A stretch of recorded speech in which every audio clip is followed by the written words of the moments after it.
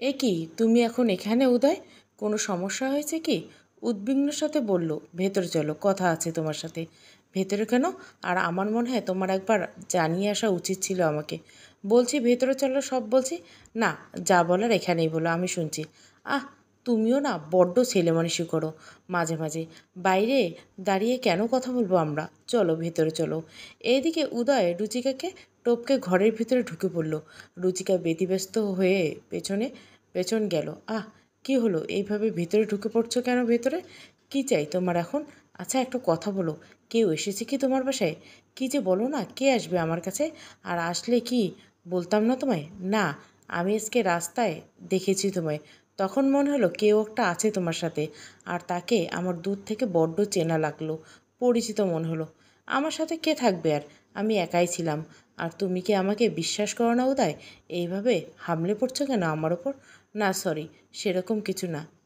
আমি ইনফ্যাক্ট তোমার সাথে অন্য একটা বিষয়ে কথা বলতে এসেছি।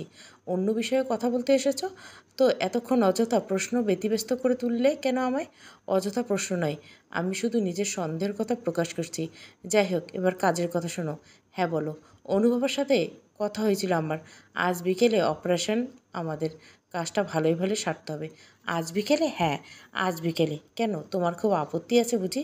আজব তো, তুমি এইভাবে কথা বলছো কেন আমার সাথে? আমার আবার কী আপত্তি থাকবে? দেখো উদিতা, আমি আর ওয়েট করতে পারছি না, আর নিতেও পারছি না। তুমি জানো না, কাল রাতে ঝোঁকের বসে জীবনের সবচেয়ে বড় ভুলটাই করতে বাধ্য হয়েছি আমি। যা আমি কখনো চাইনি, সেটাই হয়েছে। কি হয়েছে উদয়? উদয় গিয়ে রুচিকাকে বাহু ধরে শক্ত করে জড়িয়ে দিল। কী হয়েছে সেটা তোমাকে বলতে পারবো না আমি, কিন্তু যা হয়েছে তার জন্য নিজেকে কোনোদিন ক্ষমা করতে পারবো না আমি। ওর সাথে আমার সংসার করা সম্ভব নয় উদিতা, কারণ আমি ভালো করেই জানি ও সামনে থাকলে আবার একই ভুল করে ফেলবো আমি। ভুল? কোন ভুলের কথা বলছো তুমি? আমি সত্যি বুঝতে পারছি না উদয়। বিশ্বাস করো, আমি তোমাকে ঠকাতে চাইনি উদিতা। আমি কন্ট্রোল করতে পারলাম না নিজেকে। তখন মনে হলো কাজটা না করতে পারলেই মরেই যাব আমি। তারপর বাধ্য হয়ে, ছি ছি, ভাবতেও নিজের উপর ঘৃণা হচ্ছে আমার। আচ্ছা, বুঝতে পারছি এতই গিল্টি ফিল করতে হবে না। আমি বুঝতে পারছি। এবার এইসব বাদ দিয়ে প্ল্যানের কথা বলো আমায়। হ্যাঁ, সেই কারণে তো এলাম। অনুভবের সাথে কথা হয়েছে আমার। আজ বিকেলে আমি ওকে নিয়ে যে করে হোক বের হব। তারপর আমাদের টার্গেট পয়েন্টে উপস্থিত হব। ওখানে আগে থেকে অনুভব অপেক্ষা করবে। আর তুমি তোমার চেম্বার নিয়ে রেডি থাকো। ওয়েল, বুঝলাম, কিন্তু গুলিটা কে করবে? কে করবে মানে? আমাকে কি দেখে মনে হচ্ছে তোমার ওকে আমি করব? নির্মমভাবে করব আমি ওকে।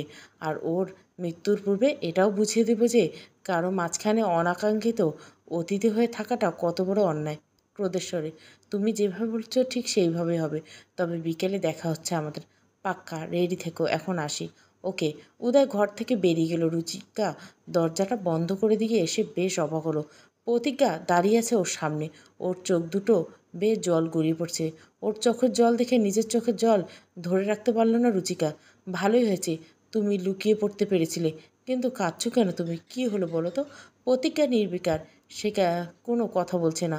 তুমি আমাদের সব কথা শুনে ফেলছো তাই না? কিন্তু শুনলে কি করে? আমরা তো দরজার পাশেই ছিলাম। ভেতর থেকে শুনলে কি করে তুমি? আমায় একটু বাসায় পৌঁছে দিতে পারবে? হ্যাঁ, কেন পারবো না? কিন্তু তুমি আমার কথা তো শুনলেই না এখন। আমি যে কিছু বলতে চাই তোমায়। আমার মনে হয় তোমার কথা শোনার নেই। তবে হ্যাঁ, শুধু একটা প্রশ্নের উত্তর দেবে দয়া করে? বলো, কী প্রশ্ন? তুমি উদিতা হলে কি করে? তুমি তো উদিতা নও। মানে? আমি উদিতা নই? আচ্ছা, আমি যে উদিতা নই তুমি জানলে কি করে? তুমি চেনো নাকি তাকে? হ্যাঁ। না, চিনি না। তো আমি উদিতা নই এটা বলছো কিসের ভিত্তিতে? কারণ আমি নিজেই উদিতা। প্রতীক্ষার মুখের কথাটা শুনে যেন মাথায় বজ্রপাত হলো রুচিকার। নিজের কানকে বিশ্বাস করতে পারছে না সে। কি? কি বললে তুমি এটা? তুমি উদিতা? তবে উদয় যে? আর এটা কি করে সম্ভব? না, কিছু না, এমনি কথা ছলে বললাম তোমায়। উদয় যেহেতু তোমায় উদিতা হিসেবে জানে, তুমি উদিতা। আমি ওর পথের কাঁটা। ও আমাকে ওর রাস্তা থেকে সরিয়ে দিতে চাইছে, তো তাই হবে। তুমি শুধু ওকে কোনো প্রকার বাধা দেবে না, কথা দাও। ও যা করতে চায় তাই করতে দেবে। দেখো, আমি জানি না তুমি কে বাস্তবে। এই উদিতাকে তাকেও চিনি না আমি। শুধু এইটুকু জানি, আমি একটা মেয়ে হয়ে অন্য একটা মেয়ের ক্ষতি হতে দিতে পারি না আমি। ঠিক সেই কারণে উদয়ের ফোন থেকে তোমার নাম্বার নিয়ে যোগাযোগ করি তোমার সাথে। কারণ আমি বাঁচাতে চাই তোমায়। বিশ্বাস করো আমায়, এতক্ষণ যা শুনলে কোনোটাই আমার মুখের কথা না। সাময়িক বাধ্য হয়ে ওদের কথা শুনতে হচ্ছিল আমায়, কারণ ওরা আমায় অনেক আগে টাকা দিয়ে কিনে রেখেছে। হ্যাঁ, একদম ঠিক বলছো। তুমি উদয়কে ওর কাছে বাধা দিবে না। ও যা করতে চাইছে তাই করতে দেবে। আমার যদি ওর হাতে মৃত্যু লেখা থাকে, ভাগ্যে তাই হোক। এগুলো কি বলছো তুমি? আমি তোমাকে মরতে দিব না কিছুতেই। তোমাকে আমি যা বলছি তাই করো। আমায় আমার বাসায় পৌঁছে দেওয়ার ব্যবস্থা করো। বিকালে দেখা হবে আবার। আর তুমি কথা দাও, কোনো চাল চালবে না তুমি। উদয়কে বাধা দিবে না। ও যা করতে চাইছে তাই করতে দিবে। তোমার কথা মেনে নেওয়া মানে তোমাকে মরতে দেওয়া। আমি অনেক আগেই মরে গেছি বোন। আমায় নতুন করে কেউ মারতে পারবে না। তুমি শুধু আমার শেষ অনুরোধটা রাখবে। দেখো, আমি একজন পতিতা মেয়ে। আমার কথা দেবার না দেওয়ার কী দাম আছে? অর্থের অভাবে এই পথ বেছে নিয়েছি। শুধুমাত্র খেয়ে পড়ে বেঁচে থাকার জন্য অন্যের ভোগ্যপণ্য বানিয়ে দিয়েছি নিজেকে। কিন্তু তাই বলে মনুষ্যত্ব অন্যের কাছে বিকিয়ে দেয়নি। আমি একজন নারী হয়ে আর একজন নারীর সাথে এত বড় অন্যায় হতে দিতে পারি না। তবু তুমি যখন অনুরোধ করছো, তোমার কথা রাখবো। আমি উদয়কে বাধা দেব না। আমি চেষ্টার কোনো ত্রুটি রাখিনি। তোমার বাঁচাতে চেয়েছি আমি। এটাই আমার কাছে সান্ত্বনা। অন্তত অনুশোচনা আগুনে জ্বলে পুড়ে মরতে হবে না বাকি দিনগুলো। অনেক অনেক ধন্যবাদ। এবার আমায় নিয়ে বের হও। আমায় এক্ষুনি বাসায় যেতে হবে। নিজের মৃত্যুর জন্য প্রস্তুত হতে হবে যে। রুচিকা লুকিয়ে প্রতিজ্ঞাকে ওর বাড়িতে পৌঁছে দিয়ে আসলো। সৌভাগ্যবশত উদয় তখনও বাড়ি ফেরেনি, তাই প্রতিজ্ঞাকে আর তার প্রশ্নের সম্মুখীন হতে হয়নি। দুপুরের দিকে বাড়িতে ফিরে এলো উদয়। প্রতিজ্ঞা সব কিছু জেনে নাজারা ভান করে বসে আছে, কারণ সে কখনোই চায় না উদয় ওর বিষয়ে কিছু জানুক। শোনো, আজকে বিকেলে একটা বিশেষ জায়গায় যাব আমরা। উদয়: হ্যাঁ জানি। অন্যমনস্ক হয়ে কথাটা মুখ থেকে বেরিয়ে গেল। জানো মানে? আমি আগেও বলছিলাম নাকি তোমায়? অবাক হয়ে: হ্যাঁ বলেছিলে। না মানে এমনি বললাম। তা কোথায় যেতে চাও? নিজেকে সামলে নিয়ে: এই তো আমার এক পরিচিত বন্ধুর বাসায়। সন্ধ্যায় একটা ইনভাইট আছে আমাদের, তো আমি ভাবছি বিকেলে বের হব আমরা। তোমার কোন বন্ধু ইনভাইট করলো আবার? আর আমি যে যেতে পারবো সেটা কিন্তু একটিবারও বলোনি। যেতে পারবে না বলে? আজকে যেতেই হবে। আজকে না গেলে হবে না কিছুতে। কেন? বিশেষ কিছু কি আছে আজকে? হ্যাঁ, বিশেষ কিছু। আর তোমাকে উপস্থিত থাকতেই হবে। আর রাতে ওখান থেকে ডিনার করে বাসায় ফিরবো কিন্তু আমরা। কি জানি, হয়তো নাও ফিরতে পারি। মানুষের ভাগ্যের সাথে কখন কী হয়ে যায় বলা যায় না। এমনও তো হতে পারে আমি আর ফিরতেই পারলাম না, তুমি একাই ফিরলে। উদয় প্রতিজ্ঞার এই ধরনের সন্দেহের কথায় বেশ অবাক হয়। ও এইভাবে কথা বলছে কেন? আচ্ছা, ও কি কথাগুলোর দ্বারা কোনো কিছুর ইঙ্গিত দিতে চেয়েছে? কিন্তু সেটা কি করে সম্ভব? তোমার মাথাটা কি পুরোপুরি খারাপ হয়ে গেল প্রতিজ্ঞা? কি ভুলভাল কথা বলছো এগুলো? আমি ভুলভাল কথা বলছি ঈষদেশে? একদম হেসো না। দেখো, এখানে আমার মান সম্মানের প্রশ্ন জড়িয়েছে। তুমি নিশ্চয় চাইবে না অন্য কারোর সামনে আমার মাথায় এডোক। সেটা কেন চাইবো আমি?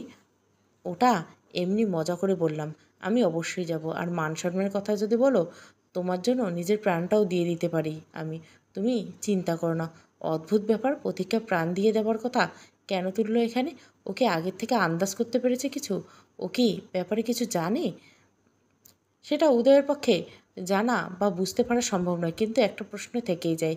এখানে প্রাণ দেবার কথা আসলো কোত্থেকে? আমি কি প্রাণ চেয়েছি তোমার?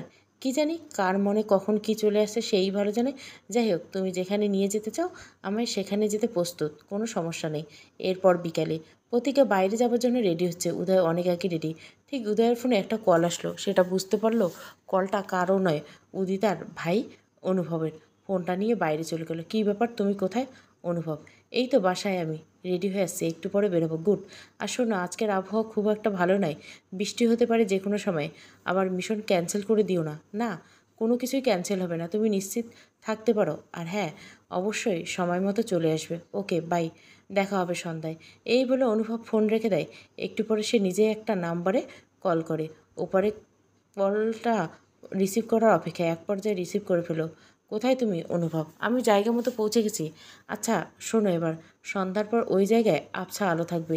যখন গুলি চলবে তুমি একজন মানুষের ছবি তুলবে শুধু, আর ভিডিও করবে। এমনভাবে করবে যেন ফ্রেমগুলো ব্যক্তি ছাড়া আর কাউকে আসে না। বুঝতে পারলে? হ্যাঁ স্যার, বুঝতে পেরেছি। আপনি চিন্তা করবেন না, আমি ঠিক আমার কাজ করে দেব। ওকে, যেখানে আছো অপেক্ষা করো। আর শোনো, নিজের থেকে কল দিও না, ওরা সন্দেহ করলে কিন্তু সব ভেস্তে যাবে। আর এটাও দেখবে ওরা যেন তোমার কোনোভাবে দেখতে না পায়। যতটা সম্ভব ওদের আড়ালে থাকবে, ঠিক আছে? এবার ফোন রাখছি। অবশেষে অনুভব যেটা চাইছে তাই হবে। অনুভবের ফুটেজ দ্বারা তাকে ফাঁসিয়ে দেওয়াই তার মুখ্য উদ্দেশ্য, আর সেটা আজকে যে করে হোক। তখন উদয় বাড়িতে, ঘড়িতে 5টা বেজেছে। আজ রবিবার, জুলাইয়ের 4 তারিখ। 2 বছর আগের দিনে এই প্রতীকের সাথে পরিচয় হয়েছিল উদয়ের, আর সেই একই দিনে তাকে তার জীবন থেকে সরিয়ে দিতে চাইছে। উদয় এটাও ঠিক করে রেখেছে প্রতীকার মৃত্যুর 2 দিন পরে রুচিকা অর্থাৎ উদিতাকে বিয়ে করে নেবে।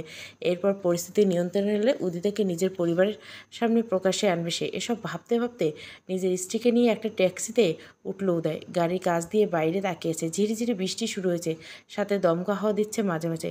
মনে মনে ভীষণ খুশি হয়ে উদয়। এই যেন প্রকৃতি তার কাজে সঙ্গ দিতে চেয়েছে। নয়তো এই সময়ে এইভাবে হঠাৎ আবহাওয়া খারাপ হবে কেন? এই সময় বাইরে খুব একটা লোক চলাচল করে না। মানুষকে গুম করে দেওয়ার জন্য এর থেকে ভালো পরিবেশ আর ব্যবস্থা কী হতে পারে? হঠাৎ প্রতীকে কিছু একটা বলে উঠল। বৃষ্টি শুরু হয়েছে, তাই না? বেশ হালকা হালকা, খুব বেশি নয়। তুমি বুঝলে কী করে? বৃষ্টির শব্দ আমার অচেনা না, তবে যা হয়েছে ভালো হয়েছে। আর তোমার জন্য তো আরও বেশি ভালো হয়েছে। ভালো হয়েছে মানে? তুমি জানো না বৃষ্টি পছন্দ না আমার একদম। তোমায় সেদিন বলেছিলাম, মনে হয়? এর মধ্যে ভুলে গেলে? না, ভুলিনি, সব মনে আছে আমার। একটা কথা কি জানো, কখনো কখনো মানুষের অপ্রিয় জিনিসগুলি তার পরম উপকারের কারণ হয়ে দাঁড়ায়, তাই না? ঠিক বুঝলাম না তোমার কথা। আজকাল বড্ড অদ্ভুত অদ্ভুত কথা বলো তুমি। তাই নাকি? ঈশ্বরেতে। হ্যাঁ, আচ্ছা, মনে হয় আমরা পৌঁছে গেছি প্রায়। আর একটুখানি রাস্তা বাকি। সন্ধ্যা হয়ে আসছে এদিকে। সন্ধ্যা হয়ে আসছে এদিকে, তার মানে চারিদিকে অন্ধকার, নিস্তব্ধ, নিশ্চুপ, তাই না উদয়? উদয় বেশ বিবৃত হয়ে নিজের স্ত্রীর প্রশ্নে। গাড়ি এগিয়ে যাচ্ছে তার আপন গতিতে। এদিকে সন্ধ্যা হয়ে আসছে, বৃষ্টির পরিমাণ বেড়েই চলছে। আর কিছুক্ষণ পর নির্দিষ্ট গন্তব্যে পৌঁছে গেল তারা। বেশ শুনশান একটা জায়গা। এখানে লোকজনের যাতায়াত খুব কম, আর আজকে তো আরোই কম। পাশে একটা ছোট্ট নদী, নদীর উপর ব্রিজ। উদয় প্রতীকাকে নিয়ে ট্যাক্সি থেকে নামলো। তারপর ড্রাইভারকে টাকা দিয়ে বিদায় করে দেওয়া হলো। আমরা পৌঁছে গেছি কি প্রতীকা? হ্যাঁ, আর একটু পথ হেঁটে যেতে হবে। একটা ছাতা ছিল ওদের কাছে। ছাতাটা মিলে ব্রিজের দিকে এগিয়ে চলল তারা। স্ত্রীর কাঁধে হাত রেখে এক পর্যায়ে ব্রিজের উপর এসে দাঁড়ালো উদয়। কী হলো, থেমে গেলে কেন প্রতীকা? দেখো, একটা কাজ করতে ভুলে গেছি। ওদের বাসায় যাচ্ছে, কিছু একটা গিফট নিতে হবে তো। সেটা এখন মনে পড়লো তোমার? হ্যাঁ, সেটাই। আচ্ছা, একটা কাজ করো, এই ছাতা নিয়ে এখানে দাঁড়াও। আমি পাশে একটা দোকান থেকে দেখি কিছু ম্যানেজ করতে পারি কিনা। ঠিক আছে। আমার খুব একা একা খুব ভয় করছে উদয়। ভয় পাবার কিছু নেই, আমি 5 মিনিটের ভেতর ফিরে আসবো। এই তো পাশে একটা বড় শপ দেখে আসলাম, ওখানে নিশ্চয়ই কিছু না কিছু পাওয়া যাবে। ঠিক আছে, তাড়াতাড়ি এসো। যত দ্রুত সম্ভব আসছি। ছাতাটা ধরো ভালো করে, নয়তো বৃষ্টিতে ভিজে যাবে। এই বলে উদয় প্রতিজ্ঞাকে ছেড়ে ঘুরে তাকালো। তারপর সামনের দিকে পা বাড়াতে আচমকা একটা টান অনুভব করলো পেছনে। অগত্যা পেছন ফিরে তাকাতে হলো তাকে। উদয় হাতের ঘড়ির সাথে প্রতিজ্ঞার শাড়ির আঁচল আটকে গেছে। হাত দিয়ে সেটাকে ছাড়িয়ে নিল। প্রতিজ্ঞার দিকে তাকিয়ে অদ্ভুত ব্যাপার লক্ষ্য করলো উদয়। ওর মুখমণ্ডলে বৃষ্টির জলের ঝাপটায় ভিজে গেছে। গাল বেয়ে জলের ফোঁটা গড়িয়ে পড়ছে। নিজের চোখ দিয়ে এলোমেলো চারিদিকে তাকাতে লাগলো প্রতীক্ষা। সে বুঝতে পারছে না উদয় দাঁড়িয়ে আছে ওর সামনে, আর ওকে দেখছে। স্ত্রীর দিকে তাকিয়ে মনের অজান্তে তার উপর একটা অদ্ভুত মায়া কাজ করছে উদয়ের। সে নিজেও জানে না এই মায়া কিসের। একটু পরে প্রতিজ্ঞাকে শেষ করে দিতে চলছে উদয়, কিন্তু তার মন যেন মানছে না কিছুতে। কেউ যেন তাকে বাধা দিতে চাইছে। সে বলতে চাইছে, এই কাজ করো না উদয়, এটা মারাত্মক ভুল করতে যাচ্ছ তুমি। না, মনের এই উল্টোপাল্টা ধারণাকে প্রশ্রয় দেওয়া চলবে না কিছুতেই। উদয় বুঝতে পারছে ওর মন ওকে বিপথে পরিচালিত করতে চাইছে, সেই কারণে দুর্বল হয়ে পড়ছে সে।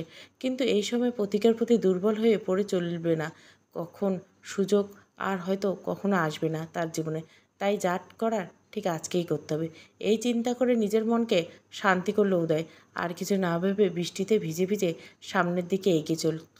রাস্তার পাশে একটা পুরনো বিল্ডিং, বিল্ডিংয়ের উপর খানিকটা টিনের ছাউনি। একেবারে টার্গেট বরাবর দাঁড়িয়ে আছে প্রতিজ্ঞা। উদয় এসে সেখানে দাঁড়ালো। সব ঠিক আছে, কিন্তু অনুভব আর রুচিকা তারাই বা কোথায়? ফোনটা বের করে প্রথম রুচিকাকে একটা কল করলো উদয়। কী ব্যাপার, কোথায় আছো তুমি? আমি কিন্তু পৌঁছে গেছি। পৌঁছে গেছো? বেশ ভালো কাজ করছো। অনুভব এসো। না, তাকে তো দেখতে পাচ্ছি না, আর তোমাকেও তো দেখতে পাচ্ছি না। এই নাকি তোমাদের কাজের নমুনা? তখন তো খুব বড় বড় কথা বলছে। হা হা। তুমি আমাকে কি মনে করো উদয়? হেসে বলল। অদ্ভুত, তুমি আমার কথায় হাসছো? আমি কি হাসার মতো কিছু বলেছি? আর তুমি আস্তে আস্তে কথা বলছো কেন? একটু পেছনে তাকাও উদয়, উচ্চস্বরে। উদয় বুঝতে পারলো কণ্ঠস্বরটা আর মোবাইল থেকে আসছে না, ওর পেছন থেকে আসছে।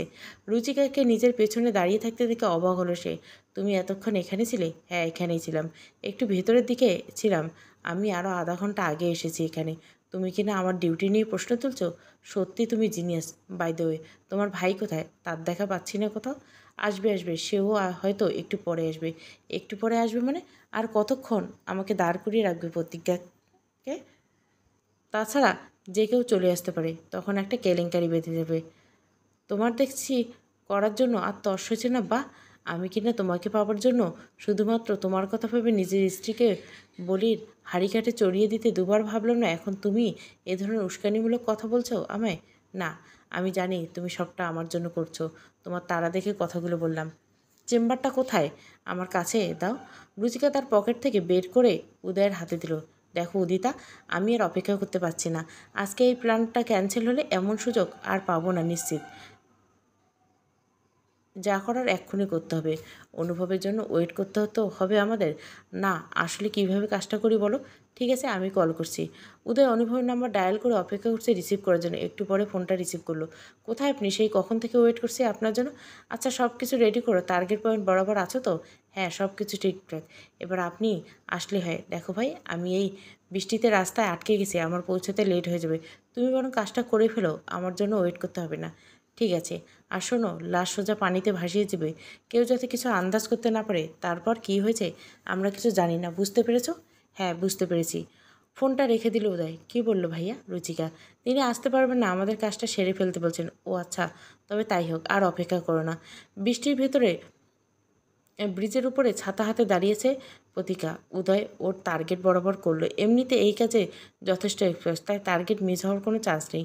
রুচিকা তাকিয়ে আছে উদয় হাতে। তোমার হাত কাঁপছে কেন উদয়? রুচিকা, হাত কাঁপছে? তা তো কাঁপবেই, জীবনে প্রথমবার এই কাজ করছি, তাও নিজের স্ত্রীকে। হাত কাঁপবে না? আফটার অল আমি তো মানুষ, তাই না? তুমি সত্যি মানুষ, মাঝে মাঝে বিশ্বাস হয় না। যা খুশি ভেবে নাও, তবে আমি তোমার জন্য সব কিছু করতে পারি। আজকে সেটা প্রমাণ করে দিব।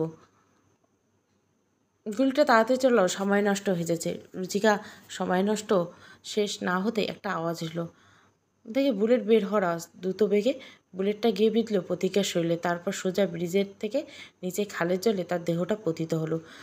উদয় আর রুচিকা দৌড়ে ঘটনাস্থলে তারপর নিচের দিকে তাকালো। কোথাও প্রতিকার লাশ দেখা যাচ্ছে না। দেখে বোঝা যাচ্ছে বৃষ্টির প্রবল ধারা তার দেহটাকে ভাসিয়ে নিয়ে গেছে। রাস্তায় শুধু ছাতাটা পড়ে আছে। আশেপাশে ভালো করে তাকালো উদয় আর রুচিকা। দেখো, গুলির আওয়াজ হয়েছে। যে কেউ চলে আসতে পারে, আমাদের তাড়াতাড়ি কেটে পড়তে হবে এখান থেকে। হ্যাঁ, ঠিক বলছো, কেউ দেখে ফেললে ঝামেলা পেতে পারে। তার আগে নদীর জলে ফেলে দেয়, এটার আর কোনো প্রয়োজন নেই। এই বলে ছুঁড়ে মারল উদয়। তারপর ওরা দুজনে যথাসম্ভব পালিয়ে গেল। রুচিকাকে ছেড়ে দিয়ে নিজের বাড়ির উদ্দেশ্যে রওনা হলো উদয়।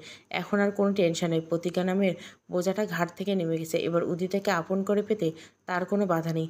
যদিও প্রতিজ্ঞার অনুপস্থিতি নিয়ে অনেক প্রশ্নের সম্মুখীন হতে হবে, আর তাকে জবাব রেডি করে রেখেছে উদয়। এটা ভাবতে ভাবতে রাত 10টার দিকে বাসায় ফিরল উদয়। এমনিতে একটু লেট হয়ে গেছে। রাস্তায় ঘরের দরজার ভিতরে নক করে, তার মানে মা ফিরে এসেছে।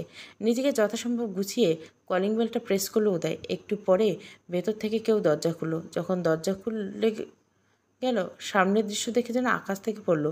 নিজের চোখকে বিশ্বাস করতে পারছে না সে কিছুতেই। দরজার সামনে দাঁড়িয়ে আছে প্রতিজ্ঞা, যাকে কিনা এইমাত্র শেষ করে দিয়ে এসেছে। আর শুধু প্রতিজ্ঞা নয়, ওর দুপাশে দুজন ব্যক্তি, একজন রুচিকা, অন্যজন অনুভব। এই তিনজনকে একসাথে দেখে হতবাক হয়ে গেল উদয়। এমন দৃশ্য যখন স্বপ্নেও কল্পনা করা তার পক্ষে অসম্ভব। এ কি তুমি? তুমি কি করে ফিরলে? প্রতিকা আর উদিতা, অনুভব, তোমরা এখানে কী করছো আশ্চর্য হয়ে? কেন, খুব অবাক হচ্ছে বুঝি? উদয়, তুমি তো আমায় মেরে ফেলে দিয়েছিলে, তো আমি আবার বেঁচে কি করে ফিরলাম সেটাই তো ভাবছো, তাই না? প্রতিকা, না, এটা হতে পারে না, এটা কিছুতেই হতে পারে না। তুমি প্রতিকা হতে পারো না কিছুতে, আমি নিজে হাতে শেষ করে দিয়েছি তোমায়। এটা হতে পারে না কিছুটা। হতবিম্বর হয়ে উদয় বলতে থাকে। কেন সম্ভব হতে পারে না উদয়? এই তো আমি দাঁড়িয়ে আছি তোমার সামনে। বিশ্বাস না করলে টাচ করে দেখতে পারো আমায়। দেখো, তোমার উদিতা জীবিত দাঁড়িয়ে আছে তোমার সামনে। চিনতে পারছো না আমায়? প্রতিজ্ঞা কথাগুলো বলে আর নিজেকে সামনে রাখতে পারল না উদয়। ওর মুখ নিঃসৃত শব্দ শুনে যেন মাথায় বজ্রপাত হলো তার। উদিতা? কে উদিতা? তুমি আমার উদিতা নাও। এই তো আমার উদিতা আমার সামনে দাঁড়িয়ে আছে। রুচিকাকে লক্ষ্য করে, না উদয়, ক্ষমা করো আমায়। এতদিন ধরে তোমার সাথে মিথ্যাচার করে এসেছি আমি। আমি তোমার রুচিকা নই, উদিতা নয়, আমি রুচিকা। রুচিকা মুখ খুলো। না, তুমি মিথ্যে বলছো। তোমরা সবাই ছলনা করছো আমার সাথে। আমার সাথে বিপথে পরিচালিত করতে চাইছো তোমায়। কেউ তোমায় মিথ্যে বলছে না, কেউ বিপথে পরিচালিত করতে চাইছে না তোমায়। আজ প্রমাণ আমি নিজেই। অনুভব মানে কি বলতে চাইছো তুমি?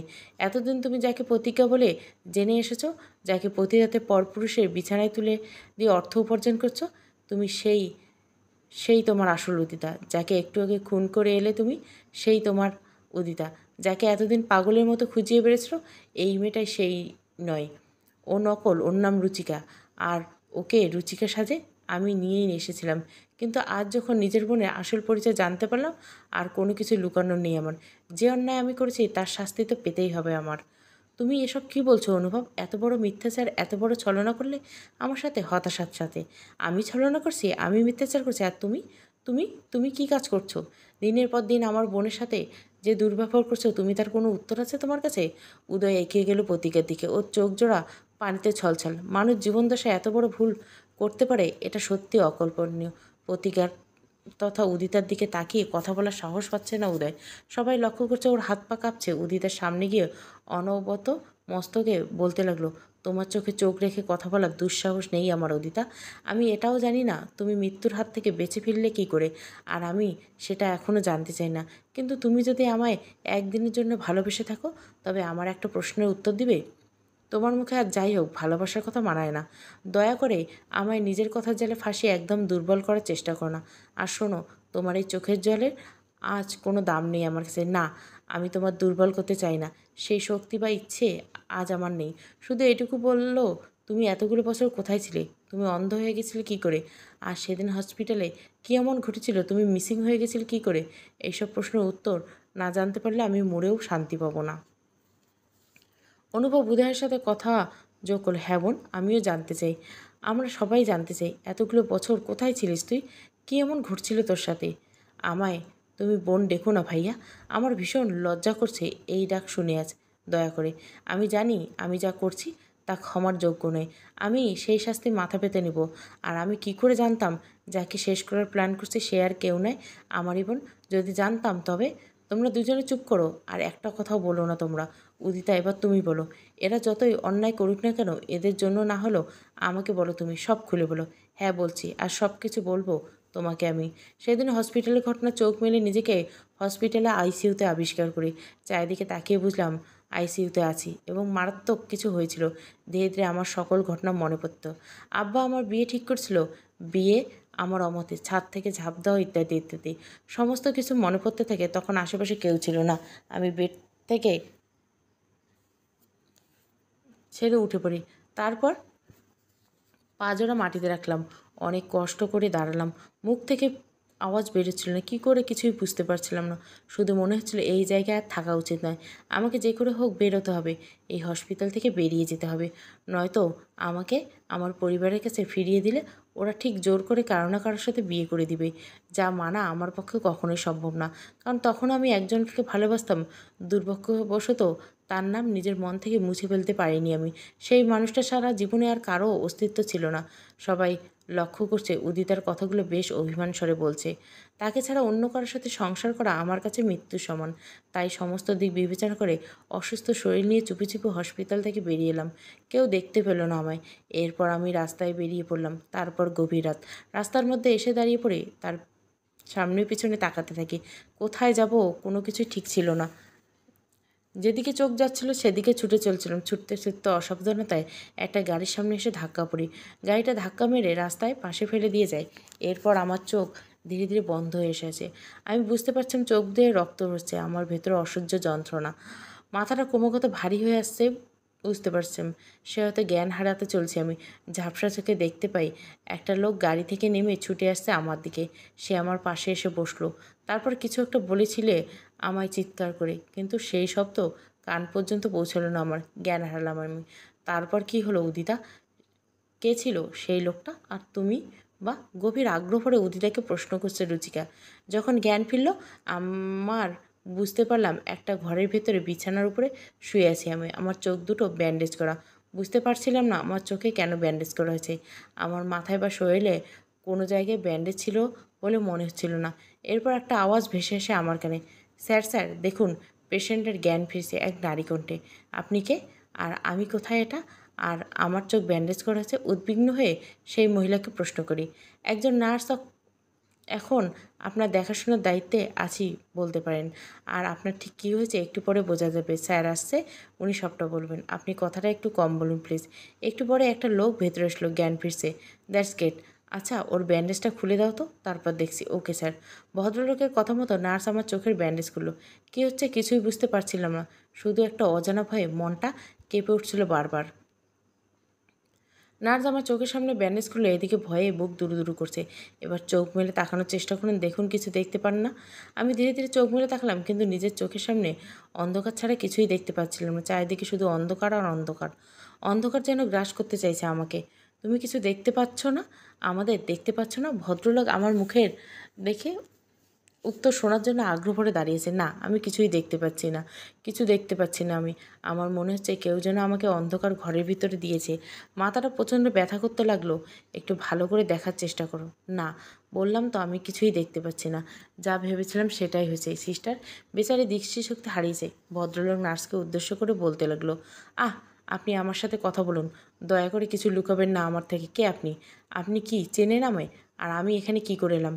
দেখো, আমি একজন মানুষ, যার কারণে আজ তোমার এই দুর্দশা। রাতে আমার গাড়ির সাথে অ্যাক্সিডেন্ট হয়েছে তোমার, আর তুমি দৃষ্টিশক্তি হারিয়ে ফেলছো, আর কখনোই চোখে দেখতে পাবে না তুমি। না, যা হয়েছে আপনার কোনো দোষ নেই। ওইভাবে রাতে রাস্তার ভিতরে ছুটে চলা আমারই ভুল ছিল। আর দেখুন, নিজের ভুলের শাস্তি পেয়ে গেছি আমি। আচ্ছা, তোমার আসল পরিচয় তো দিলে না বোন? আমাদের তো তোমাকে তোমার পরিবারের মাঝে ফিরিয়ে দিতে হবে। ওরা সবাই নিশ্চয়ই টেনশন করছে তোমার জন্য। না, আমার কোনো পরিবার নেই, আমি কোথাও যেতে চাই না। ওরা সবাই মেরে ফেলবে আমায়। কেউ নেই মানে? আর কে মেরে ফেলবে তোমায়? কি বলছো এগুলো? এরপর আমি সেই ভদ্রলোক আমার সাথে ঘটা সমস্ত ঘটনা খুলে বললাম। উনি এটাও বুঝলেন আমি কিছুতেই নিজের পরিবারে ফিরে যেতে চাই না। আমার অ্যাক্সিডেন্ট যেহেতু ওনার গাড়িতে হয়েছিল আমার অন্ধত্বের জন্য, তাই তিনি সামান্য দায়ী হলে নিজের অনুশোচনা বোধ করে উনি আমাকে তার সাথে তার বাড়িতে নিয়ে গেলেন এবং আমাকে এটাও প্রতিশ্রুতি দিলেন যতক্ষণ পর্যন্ত আমি চাইব না উনি আমার আসল পরিচয় গোপন রাখবেন। তার বোন হিসেবে তার বাড়িতে থেকে গেলাম। ভদ্রলোকের স্ত্রী এবং তার একটি ছোট্ট ছেলে ছিল। ওই বাড়িতে আমার বাকি দিনগুলো কাটতে থাকে। এরপর উদয় নামে কারোর সাথে পরিচয় হয় আমার। যেহেতু আমি নিজের পরিচয় লুকিয়ে একটা ভিন্ন পরিচয় ছিলাম, আমার নাম উদিতা থেকে পরিবর্তন হয়ে প্রতিজ্ঞা দেওয়া হলো। উদয় আমাকে প্রতিজ্ঞা হিসেবে চিনল। আমি পুরোপুরি নিশ্চিত ছিলাম না যে আমার ছোটোবেলার সেই উদয় কিনা।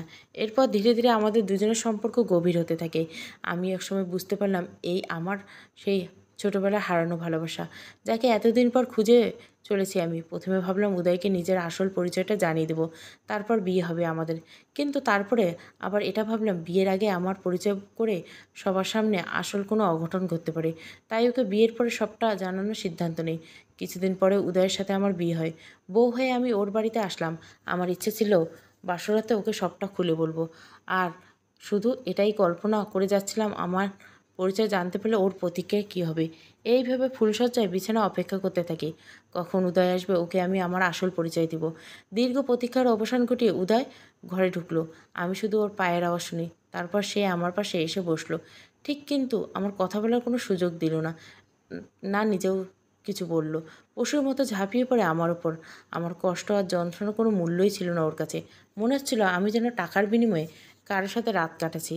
তখন নিজেকে উদয়ের কাছে একটা ভোগ্যপণ্য মনে হতো। মনে সেই আশা, ইচ্ছা, অনুভূতি যা জীবিত ছিল সবটুকু মরে গেছিল আমার। উদয়ের বিষয়ে সমস্ত ধারণা পাল্টে যায় আমার। প্রতিদিন রাতে ওর চরম দুর্ব্যবহার আমাকে বুঝিয়ে দিত উদয় আর সেই আগের উদয় নেই, অনেক বদলে গেছে। ভেতরে আমি যে উদয়কে চেয়েছিলাম সে উদয় নেই। তাই সিদ্ধান্ত নিলাম নিজের আসল পরিচয় প্রকাশ করব না ওর কাছে, কারণ সেটা আমার কাছে আরও বেশি দুঃখজনক হতো। এরপর একদিন একটা অচেনা নাম্বার থেকে ফোন আসে আমার কাছে। জানতে পারি মেয়েটার নাম রুচিকা। সে আমার একজন শুভাকাঙ্ক্ষী। সে জানালো সে আমাকে আসন্ন বিপদের হাত থেকে বাঁচাতে চায়। প্রথমে তার কোনো কথার অর্থ বুঝতে পারিনি, কিন্তু পরে আমার কাছে সবটা পরিষ্কার। আমার সাথে আর উদয়ের সকল অন্যায় কার্যকলাপ সম্পর্কে জানতে পারি আমি। আর যেটা উদয়ের মুখে, যখন আমি রুচিকার বাড়িতে ছিলাম, যখন জানতে পারেন আমায় অন্তত সুযোগ নিয়ে দিনের পর দিন করানো হচ্ছে আমায় এই মহান কাজে, মূলত মূল হতো আর কেউ নয়, আমার উদয় ছিল। সেদিন ধাক্কাটা সামলাতে পারিনি। বেঁচে থাকার ইচ্ছেটা চলে গিয়েছিল নিজের থেকে। ওর প্ল্যানে সামিল হলাম আমি। যখন জানতে পারি ও আমাকে করতে চাইছে, সবটা মেনে নিয়েছিলাম। আমি মনে প্রাণে চাইতাম উদয় আমাকে শেষ করে দিক। যদিও আমার মৃত্যু সেদিনই হয়েছিল যেদিন আমার বিছানায় পরপুরুষ উঠিয়েছিল উদয়। তাই নতুন করে আমার মৃত্যুর ভয় ছিল না। তুমি নিশ্চয় এখন ভাবছো উদয় যে তুমি গুলি করে পরেও আমি বেঁচে ফিরলাম কী করে? বলছি, কারণটা খুলে বলছি তোমায়। উদয়ের চোখে জলে ছলছল করছে। এক মানুষে উদিতার কথাগুলো শুনে যাচ্ছে।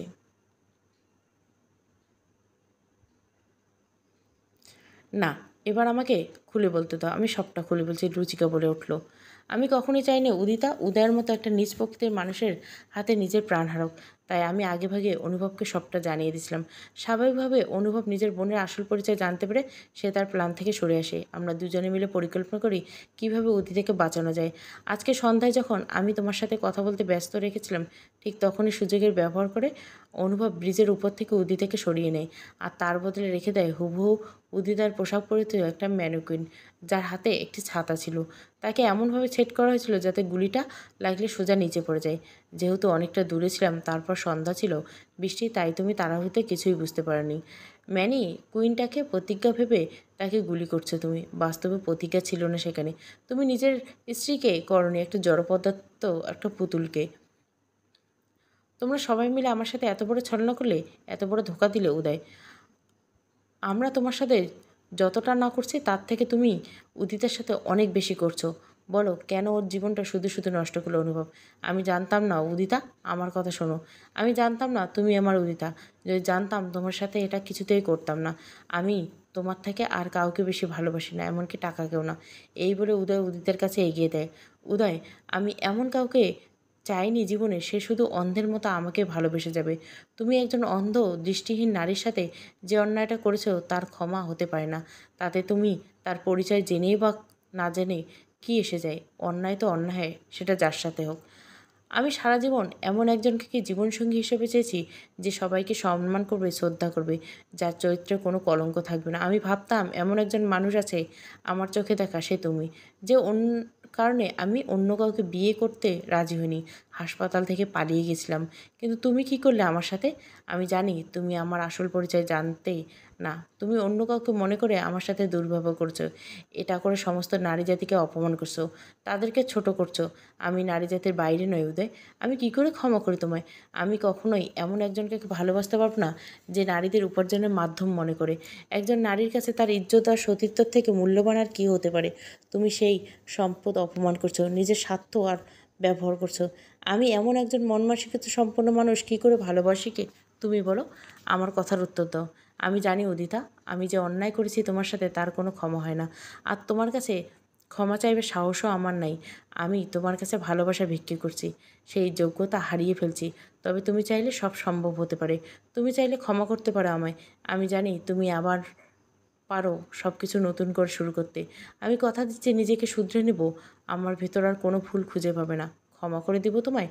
নিজেকে শুধরে নেবে তুমি। কিন্তু আমার আমার কী হবে? আমি যেটা হারিয়েছি সেটা ফিরিয়ে দিতে পারবে আমায়? আমার পরিচয়ের কথা বাদ দিলাম।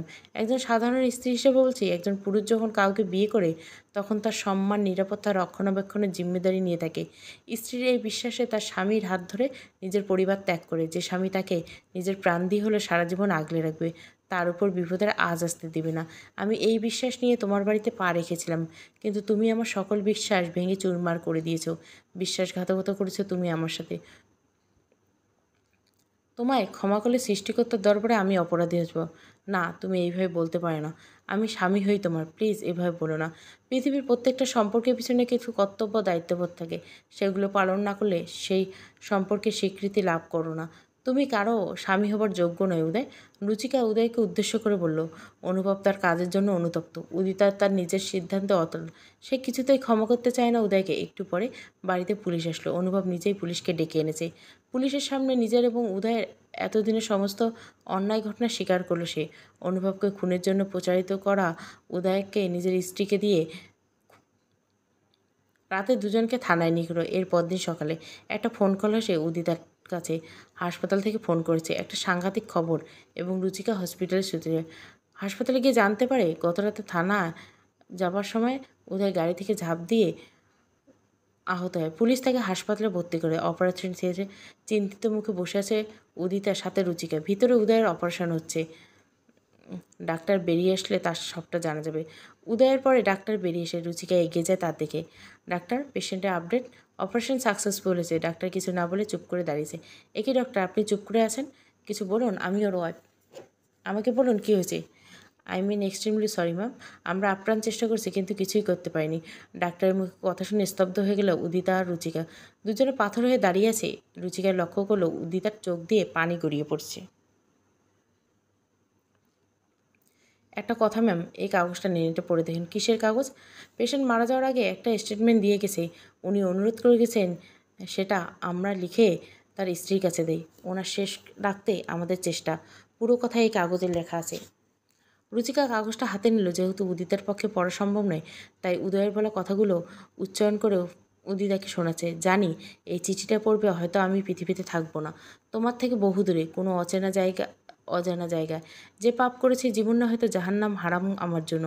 আজকে তোমার চোখে আমি হয়তো অপরাধী উদিতা, তোমার চোখে ঘৃণার বস্তু। কিন্তু এমন একটা দিন ছিল তুমি আমায় ভালোবাসতে, যেটা স্বীকার করতে পারবে না তুমি।